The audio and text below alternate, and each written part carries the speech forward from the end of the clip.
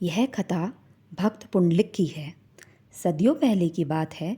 पुंडलिक अपने माता पिता के साथ उत्तर भारत की तीर्थ यात्रा पर गए।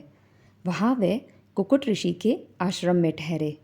हर दिन ब्रह्ममुहूर्त के समय उन्हें एक बड़ा विचित्र दृश्य दिखाई देता। 3 स्त्रियाँ मैले वस्त्रों में आश्रम में प्रवेश करती, झाड़ू करती और बाहर निकलते ही सुंदर एवं उज्जवल रूप में बदल जाती। कई दिन तक यह दृश्य चलता रहा। एक दिन पुंडलिक ने स्त्रियों के चरण पकड़कर पूछा, देवी आप कौन हैं?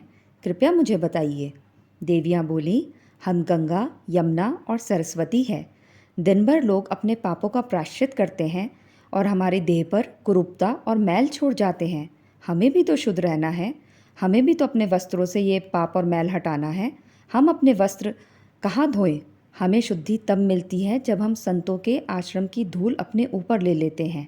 कुकुट ऋषि एक संत आत्मा है जो कर्मयोग का ज्ञान देते हैं, सबकी सेवा करते हैं। उनके चरणों की धूल सबको पवित्र कर देती है। कथा तो यहीं समाप्त होती है, पर हमारे लिए बहुत कुछ विचार करने के लिए छोड़ जाती है।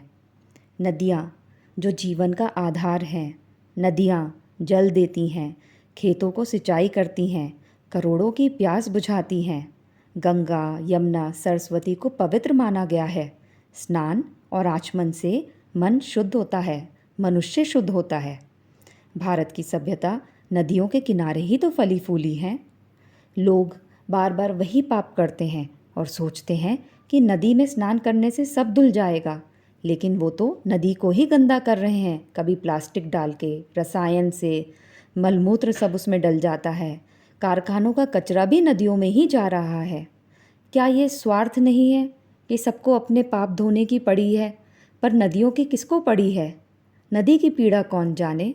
नदियाँ कहती हैं, हम तुम्हारे पाप धोते हैं, लेकिन तुम हमें ही घायल कर रहे हो। हमारी हालत तो देखो, दयनीय होती जा रही है। कोई हमारी पीड़ा नहीं समझता है। आज वैज्ञानिक लोग जब नदियों के पानी को चेक करते हैं तो प्रदूषण के कारण बहुत सी जगह तो नदियों का पानी पीने लायक भी नहीं रहा, और उससे भी ज़्यादा तो नदियों का पानी कई जगह स्नान करने लायक तक भी नहीं रहा। तो असली कर्तव्य क्या है? असली धर्म क्या है? असली धर्म सिर्फ यह नहीं है कि आप वहाँ जाके स्नान करके अपने पाप धो लें। असली धर्म है नदी को बचाना, उसकी सफाई करना, उसे शुद्ध रखना। नदी में गंदगी ना डालें, प्लास्टिक और रसायन का प्रयोग ना करें, समाज को जागरूक करें। नदी की सफाई ही आपके असली पापों का प्रायश्चित है। नदी की सेवा को ही पूजा माननी चाहिए। याद रहे, नदियाँ जल हैं और जल ही जीवन है। अगर आपको मेरी पोस्ट पसंद आई हो तो कृपया मेरे वीडियो को लाइक और शेयर करें और मेरे चैनल प्रतिध्वनि वैदिक विजडम को सब्सक्राइब करें। धन्यवाद।